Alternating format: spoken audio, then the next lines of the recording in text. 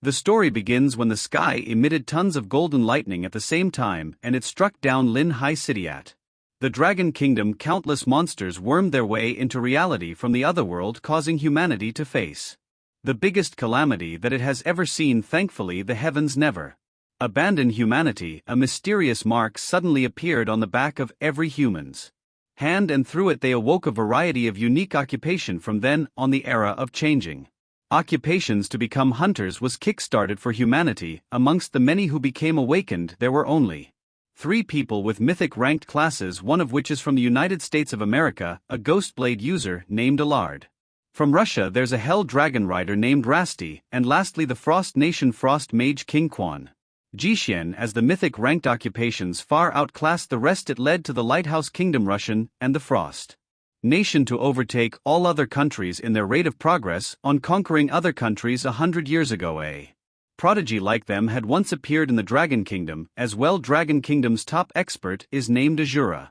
Within a mere 10 years he created the highest record ever found in China and became the first one to make it through the 70th world. However, when the strongest 9th rank monster wave invaded Earth, Azura, who has changed classes 8 times, died defending against the rift. He sacrificed himself to protect the kingdom. It was the 100th anniversary of Azura death as a hero during the memorial ceremony launched in the capital city the day before yesterday. All the Dragon Kingdom's top hunters appeared to attend the ceremony, and at the same time statistics showed that the kingdom had 12,350,000 awakeners for that year, which is 11.3% more than last year and the highest record since the otherworld had first descended upon Earth 10 years ago. 10% of awakeners are currently made up of core hunters, which has greatly surpassed the number of awakeners that had been awakened during Azura's birth year. Because of that, they were hoping to witness another appearance of the next Azura. A man is lying down in his bare room while listening to news that the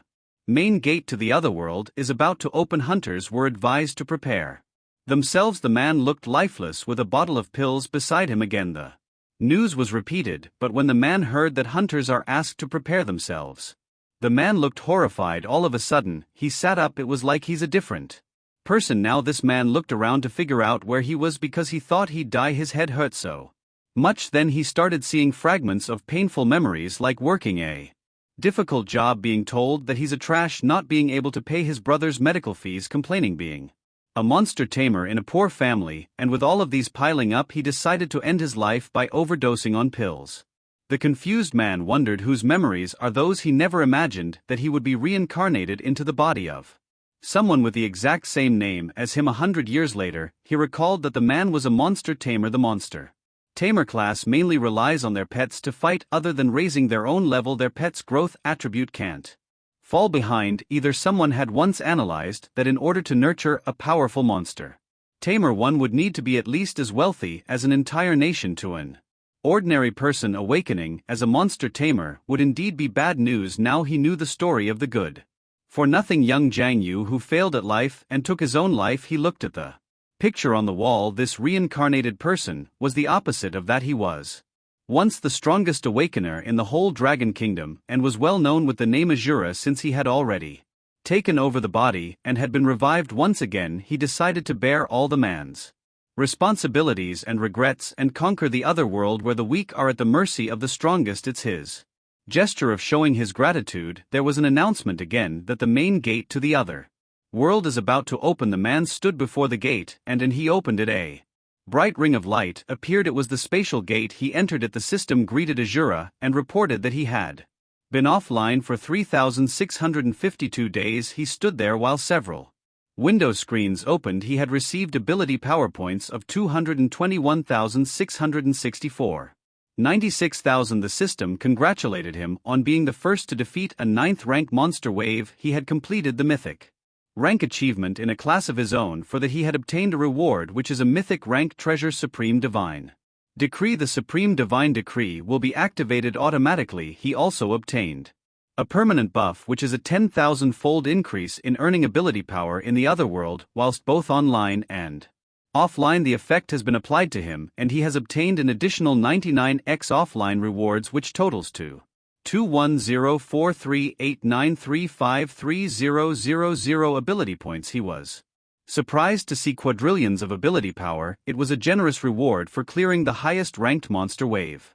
In the world, the system notified him that he also had obtained a class reset. He was asked to choose from one of the 7 mythic rank core classes. The choices are Knight, Undead, Death Knight, Warrior, Dark Swordsman, Assassin, Shadow Reaper, Priest, Divine Priest, Mage, Hellfire Mage, Archer, Spectral Hunter, Monster Tamer, Necromancer. Azura awoke as an epic class warrior 100 years ago, but the strongest core class in the other world during that time was actually the Monster Tamers. The only issue with that occupation is the astronomical amount of ability power needed for them to level up themselves and their pets, causing growth for that class to be immensely difficult. However, since he had been reincarnated and even have a million years worth of offline ability power, his top choice is naturally the Necromancer. The system congratulated him on becoming the Otherworld's 4th mythic ranked core hunter Necromancer.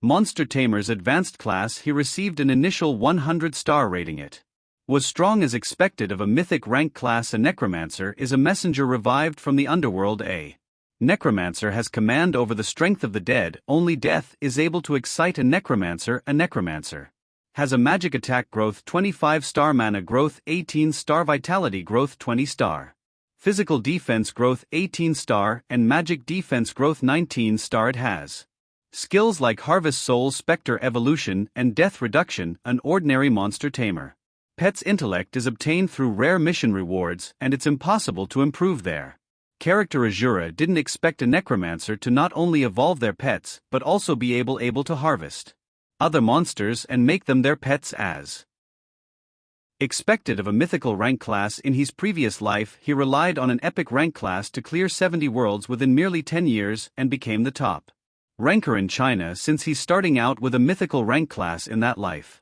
he decided to perfectly clear every last world and become the strongest not just in China but the entire world. The sun rose. Azura entered a portal and was welcomed in the first world of the other world, the source of nightmares, the safe zone. He has been matched to by the system according to his log, and location is Doomsday Village. He was asked if he will be continuing to use the ID of Azura, or if not he must confirm his new ID. He decided to change his ID to 0. He made it sure that in his new life he's destined to surpass Azura's existence, and the only thing that surpasses all else is 0. He walked around the other world. A woman was fascinated by how close it is to being in the real world. Another man was confused as well because they expected the other world to be filled with monsters. A man replied that they are in the safe zone and the monsters are outside of that. They were notified that the first world's mission had been released. It was in the mission panel. People started preparing for it, like finding a party to join or the materials that they would need. The system window displayed details about the source of nightmares. First world, when darkness shrouded the earth, the monsters who were in a deep slumber underneath awake, and the world will eventually ruin into a calamity. As the sole survivor, the 0 must break the doomsday pattern, break the multiple calamities, and crush the darkness. The first mission is to kill a total of 1,000 monsters in the first world. Second, he must collect a total of 10 silver coins by killing monsters or carrying out missions. When he has completed the above missions, he can activate the first world's boss instant teleportation tunnel, defeat the boss, and advance to the second world. 0 noticed that the normal layout of the other world didn't change much. He decided to buy some equipment first before doing the missions. He was welcomed in a shop. The equipment shop owner is Chelsea. He asked him what he needed. 0 also noticed that the system's equipment shop is also the same as before. It can only provide some basic crude items. Even the best equipment they have is only 1 star. Chelsea told 0 that if he isn't satisfied with those, he can provide a higher graded equipment for a few more copper coins. 0 dropped a bag filled with 100 copper coins. Then he asked for a star magic staff. The other buyers around him were astonished. 0 received the staff. After that, people locked at 0. They were all surprised with his move, since they were only given a total of 100 copper coins and he had spent all of them. One person added that 1 star magic stuff can't add much attack power.